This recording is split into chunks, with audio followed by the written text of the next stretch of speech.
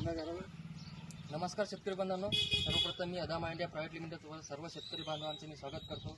तर आज आपण आलेलो आहे गणेशपूर खुर्द तालुका वणी जिल्हा यवतमाळ या गावामध्ये आलेलो आहोत।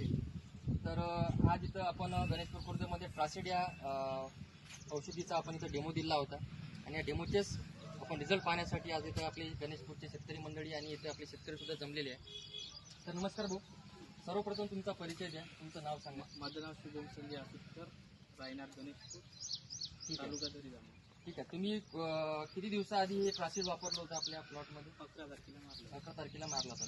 तेव्हा मारायच्या आधी तुम्हाला काय रोग जाणवत होता या प्लॉटमध्ये? चुरडा वगैरे होता, चुरडा होता आणि वाढ थांबून होती। वाढ थांबून होती।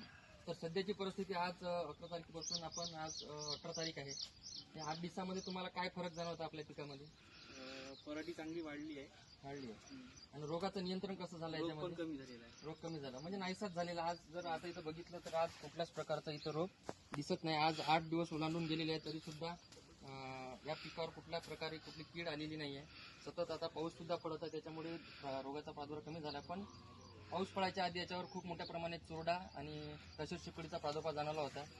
त्या अनुषंगाने आणि ट्रासिडचा आम्ही इथे एक डेमो दिला होता आणि त्या डेमोचे खूप सुंदर असे रिझल्ट इथे आलेले आहे। आणि इथं गणेशपूरचे शेतकरी सुद्धा इथं जमलेले आहेत, त्यांना सुद्धा प्लॉट बघितला आहे। तर इथं सगळं शेतकरी जमले आणि शेतकऱ्यांना विनंती करतो की आज आपलं पीक 50-60 दिवसाच्या घरामध्ये आलेलं आहे, तशा पाती फुलाच्या अवस्थेत आपलं आज पीक आहे। तर शेतकरी बंधूंना मी एकच विनंती करतो की इथून आपण ट्रासिड जे रशीच्या किडीच्या नियंत्रणासाठी तुम्ही वापरू शकता। त्याच्यानंतर आपल्या आता आज पाती फुलार पिकाचा आज इथून अळीचा सुद्धा प्रादुर्भाव जाणवतो, कोड्याची अमावस्या सुद्धा येतात। त्या शेतकरी बंधूंना मी विनंती करतो की इथून तुम्ही बॅराझाईड हे आपलं अदामाचं एक अळीनाशक, खूप सुंदर अळीनाशक आहे, जे आपल्या इथे दीर्घकाळ नियंत्रण अळीमध्ये मिळतं। बोंडी अळीचं नियोजन त्याच्यामुळे चांगलं होतं। तर शेतकरी बंधूंना विनंती करतो इथून तुम्ही ट्रासिड आणि बॅराझाईडची फवारणी करा आणि आपल्या पिकाला निरोगी आणि सुदृढ बना, ही विनंती करतो। धन्यवाद।